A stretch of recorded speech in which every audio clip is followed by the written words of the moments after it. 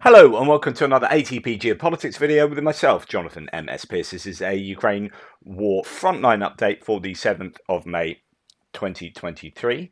Before we go to the northeast sector to start our frontline update, let's dip into the ISW, see what they have to say in their discussion pieces at the beginning of their daily report. It's concentrating mainly on the machinations with Yevgeny Prigozhin, the Wagner PMC private military company, the Russian MOD, and Ramzan Kadyrov, the Chechen leader, warlord. This idea that Yevgeny Prigozhin and Kadyrov have got together to say, okay, I'm going to hand over to the Wagner PMC gains and forces and whatever, going to hand over to the Chechens, and they're going to take over and replace our troops, says Prigozhin. Although some people are saying it doesn't look like they will replace them, they could support them. Other people are saying actually he's realised that he needs to concentrate on his activities elsewhere outside of Russia. That are possibly suffering with the focus on what's going on in Russia, and arguably not making the kind of money that he's used to making in the mercenary activities in Africa with diamond mines and oil and this and that and all over the shop. So I don't know. There could be a change of approach here from Prigozhin, but ISW says Wagner Group financier Prigozhin and Chechen Republic head Ramzan Kadyrov stated their intent on May the 6th for Chechen Akhmat troops to replace Wagner Group forces in Bakhmut on May the 10th, so that's only 3 days' time. Prigozhin and Kadyrov likely aim to frame the Russian MOD and regular Russian troops as ineffective and set conditions to blame the MOD for any Russian setbacks in the Bakhmut area. This could be a case where the Russians have failed to achieve any of their intentions in Bakhmut, and Wagner pull out, so it looks like it's the Russian MOD's fault, and the Russian MOD are trying to blame Wagner, and then it's all a bit of a hot mess. While the potential deployment of Akhmat troops to Bakhmut could increase Russian combat power to some degree, the claims made by Prigozhin and Kadyrov are greatly exaggerated. The Russian MOD has yet to respond to Prigozhin and Kadyrov's coordinated posturing about Bakhmut, and may have been caught flat-footed by Prigozhin and Kadyrov's statements. Some claims historically over the course of the war that really the Chechen troops are nothing but TikTok warriors. They do a lot of stuff for show, firing guns into the air, not using their weapons as effectively as well-trained soldiers would do, and it looks like they are just a bit they're showboaters. That then leads to questions as to how effective they would be if they were to replace the Wagner PMC. Now, Wagner may have been using, in some places around Bakhmut, these human wave tactics. Would the Chechens do that, or would they not be prepared to send their soldiers off to die? Almost certainly in a frontal assault of this building or that building. There are many questions that will arise from this kind of posturing. And actually, is it just posturing? Will it have really any military effect? Okay, let's go to the northeast end, to the Kupiansk to Svatova to Kreminna front line. I think my computer seems to be struggling today. Kupiansk-Svatova to Kreminna front line here. What do we know of what's been happening there? Well, there have been HIMARS strikes apparently on Rubizhne. So Rubizhne is this city just to the east of Kreminna, in that semicircle of Rubizhne, Severodonetsk, and Lysychansk. ISW, Institute for the Study of War, American military think tank, says that Russian Western Grouping of Forces spokesperson claimed that Russian forces destroyed 4 Ukrainian sabotage and reconnaissance groups near Novomlinsk. Goodness me, too many letters in weird positions. In Kharkiv Oblast, and that's northeast of Kupiansk, and Novoselivka in or near Svatova. So if we go to those places on my map, this is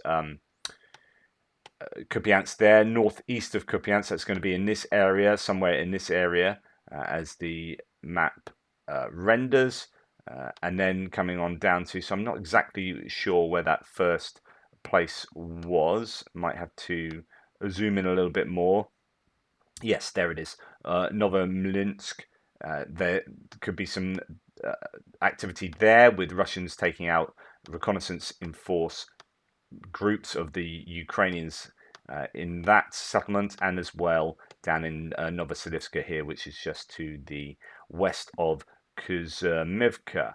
again near Svatova. There's been activity there for a long time and not a lot of movement. But that is the Russian MOD, or, can you trust what they say? I don't know, but that's what they're claiming. Ukrainian forces are counterattacking in the direction of Lysychansk, according to the Russian MOD. So that is possibly a new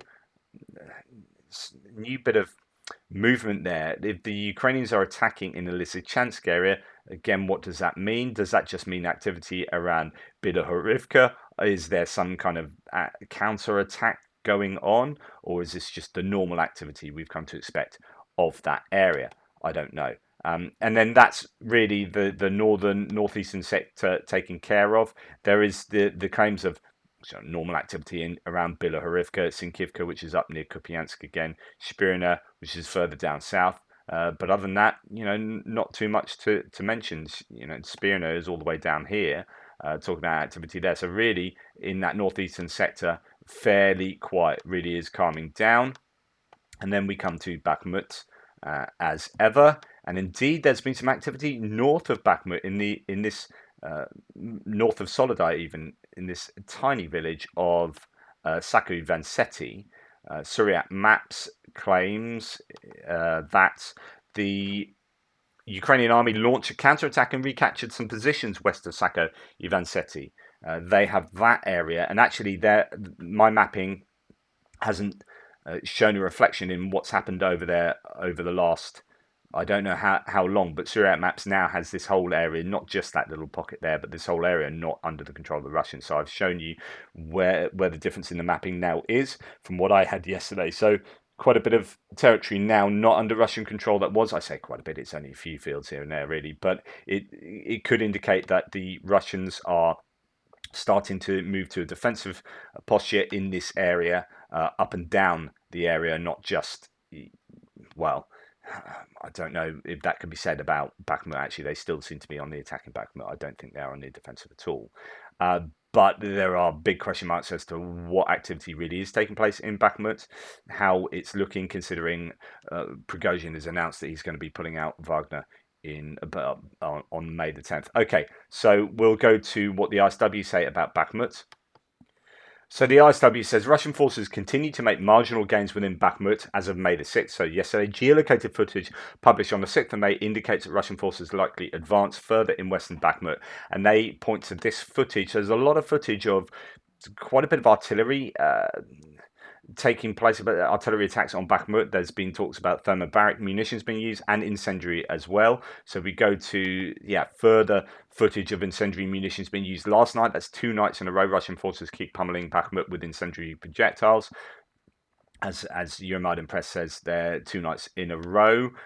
There's also, Russian shelling taking place on Ukrainians' last stronghold, says this particular source. So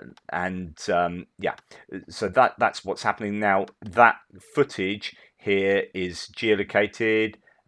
So we have location here for Ukrainian Signalling Battalion, shell Russian infantry.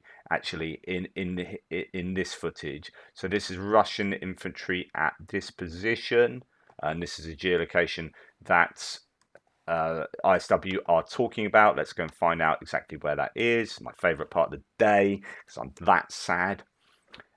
And that shows that the Russians are here. Well, I wouldn't say that signifies too much of an advance, although I have to say there were some changes to the mapping yesterday. So if we look at Syriac Maps, or today for me, Syriac Maps suggested, this area is being counterattacked by the Ukrainians, but that the situation in Bakhmut, recent video shows Ukrainian army demolishing the first buildings of the Cherema district, as clashes continue at Tchaikovsky Street. Meanwhile, the Russian army has made small advances towards the north here. So there's a few extra blocks that they now have, and I've reflected that in my mapping. So I know I'm flipping about a little bit here, but that's in that area. A couple of blocks there have been taken, but as according to Syriac Maps. And then Deep State Map does have, there was a pocket that was here, and that could well be what this footage is referring to. So there was a pocket that was here that is now under the control of the Russians, and also they've pushed further here. So this line has changed from being a bit more over there. So the Russians have made some advances, and indeed, it does look like that footage, if it is indeed there, then that probably is that pocket that the Russians have advanced in. So I think that is correct for the ISW to say marginal advances, given what Deep State Map had on their mapping yesterday. So just to remind you, the red lines are Suryak maps, that's a pro-Russian mapper, and the yellow lines are Deep State Map, which is a pro-Ukrainian mapper. There's still this difference in the northern areas, and quite importantly, this building here that they don't agree on, or this area here. Jehovah's Witness Kingdom Hall and other buildings to the west of that main road coming to Bakhmut. So yeah, this was where potentially there was a counterattack around this area by the Ukrainians. We'll have a look at Vuhledar's map to see what they have to say. So for Vuhledar, yes, there's an agreement. There's some territory taken by the Russians in the northern areas, but the Ukrainians are still counterattacking in this sort of central area. I say central area. This is all to the western extremity of Bakhmut. So it's the central area of the very west here. So that is what Vuhledar has to say. Just go to Rebar, the pro-Russian source. It says nothing about any activity north of Bakhmut, and indeed really nothing about anywhere other than Bakhmut, really.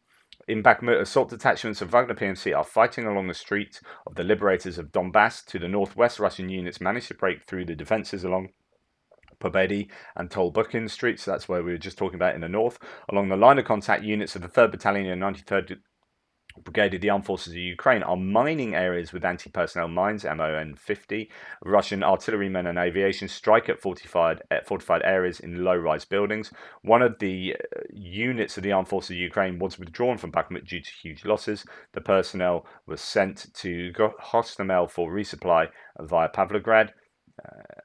In an unidentified formation from Kramatorsk is expected to replace it. The commander of the 93rd Mechanized and 5 Assault Brigades rotated their subordinates in the Krasnokhromova line.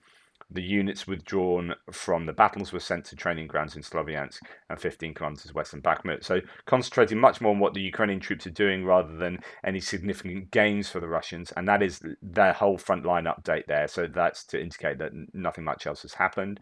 Going back to the ISW, Russian mill bloggers claim that Wagner fighters continued assaults in western Bakhmut and that Ukrainian forces are counterattacking near Kromova. So just to remind you, Kromova is in this northern area where the Russians had made some gains. They might have had a little more gains there. I haven't updated my map, have not heard any more since there was talk about Russians being in trenches around this area there. So that is Bakhmut. I think we've got, it is fairly stable, but when I say fairly stable, the Ukrainians do not have a lot of ground left to give up, to concede to the Russians. So if the Russians take the odd couple of blocks here and there, then the Ukrainians are going to be losing a large percentage of the land that they do actually still control. That said, the question is, will the Russians be able to take the rest of this in 2 days by May the 9th? And the likelihood is slim. While they might make incremental gains, they certainly, I would assume, don't have the ability to do a large-scale attack to take the rest of this area. And then the question is, do the Ukrainians have something up their sleeves ready for maybe the 8th of May, maybe tomorrow? Maybe today, but maybe tomorrow, or maybe on the 9th of May, so that they really pull the rug out from under the Victory Day celebrations, because the only victory the Russians can realistically have in terms of the last half a year. I mean, this isn't just about the last few weeks or anything. This is half a year. Like, the second greatest army in the world has been going at it for half a year here, or for a year and a bit. But in terms of their offensive phase, maybe 4-5 months. And what have they achieved?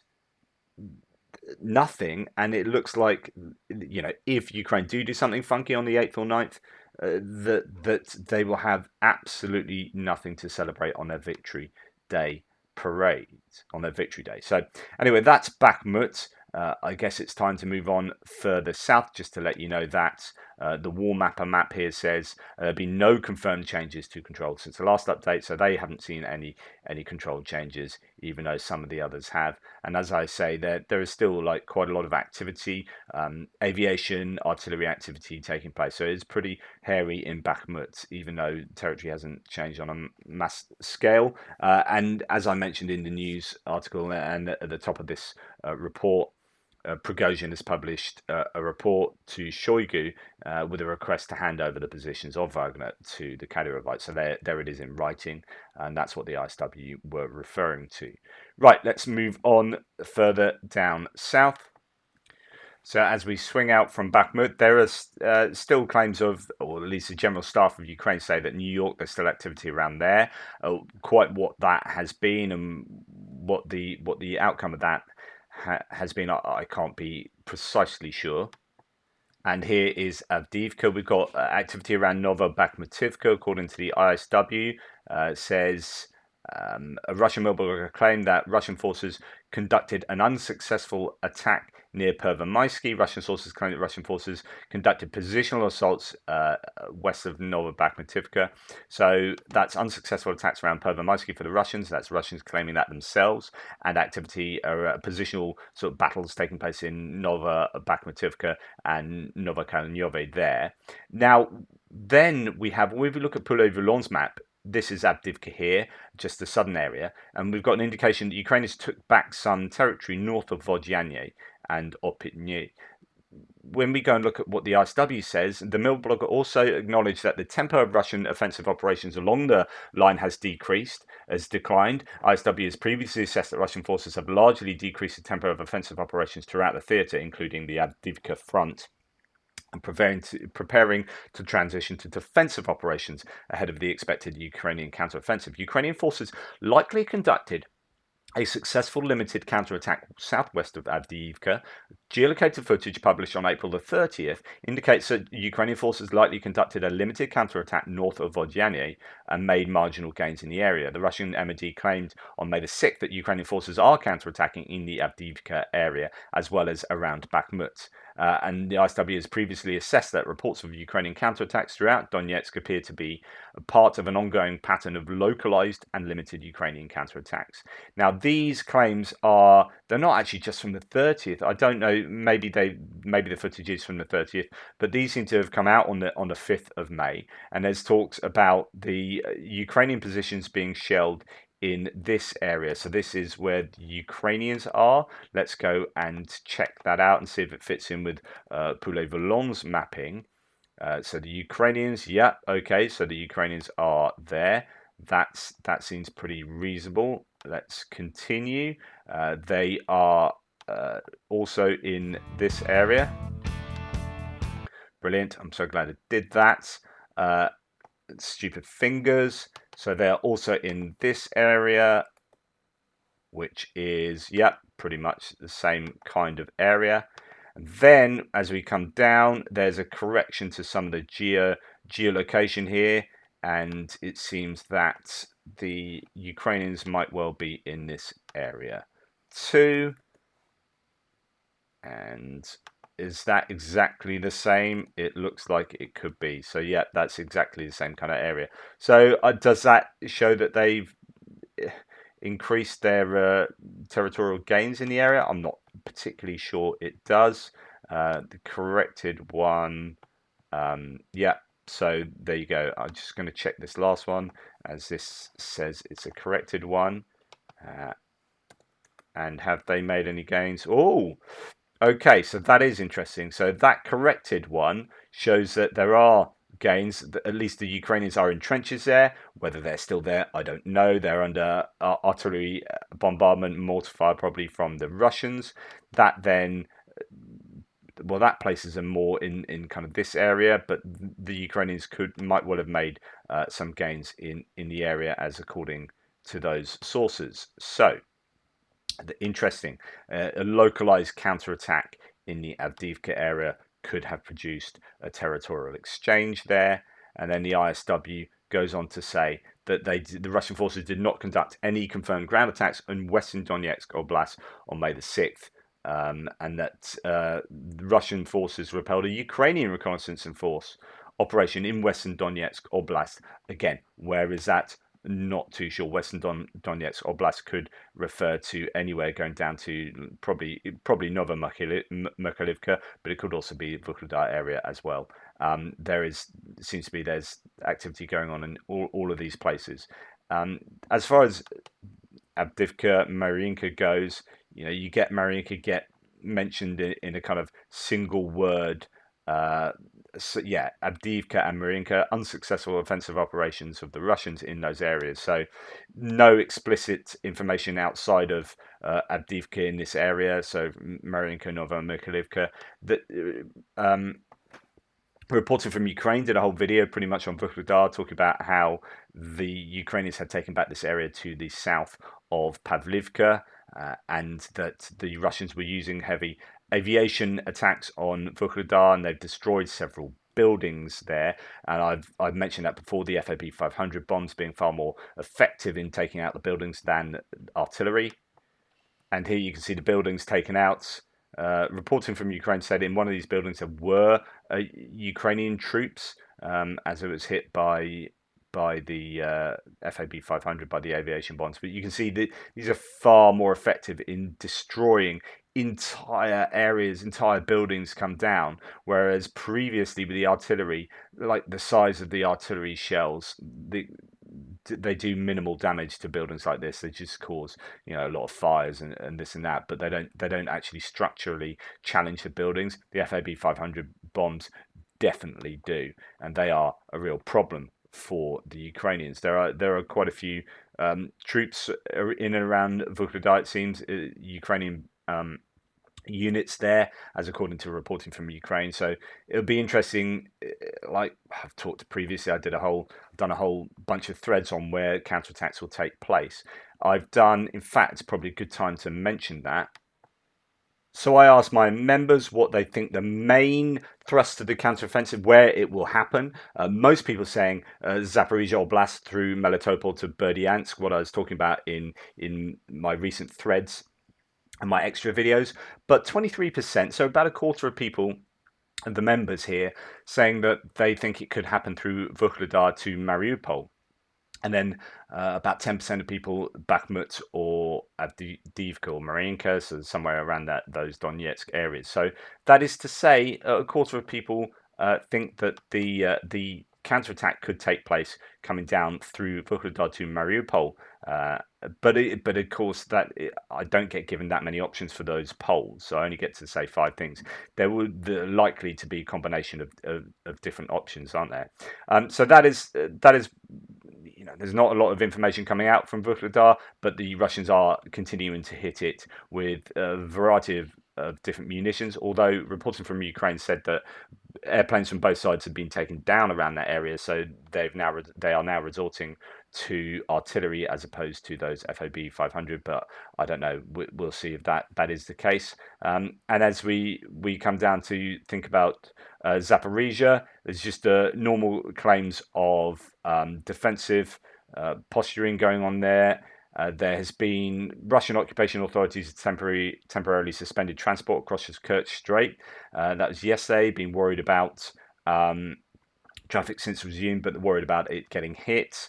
There's been a lot of missile and drone activity, particularly around Crimea. Last night was a very intense night for the Russian occupied territory there. There were hits all around the place. You have Patoria, Sevastopol, Saki, Jankoy, a number of different places near Simferopol. So yeah, being hit in a very consistent and quite heavy manner. Again, it looks like they're softening targets there. They're shaping the battlefield to come. Whether the Ukrainians will have a counteroffensive into Crimea is another question, but they're certainly hitting it from a distance. And then some activity in the Kherson area. Ukrainian artillery hit and destroyed a large base of Russian forces in Holopristan, and Ukrainian artillery hit an ammunition depot of Russian forces on the bank of Dnipro as well, near Kherson city. So there is activity going up and down up and down the Dnipro River. There will be artillery duels continuing there, but nothing too significant to mention. And that's the update for today, for the 7th of May. Thank you very much for watching. Hope that was informative. Please like, subscribe, and share. Hit bells, blow whistles, dance a merry jig, whatever you want to do. But all of that kind of stuff would really help the channel. As ever, huge appreciation to you all. Take care, and I'll speak to you soon.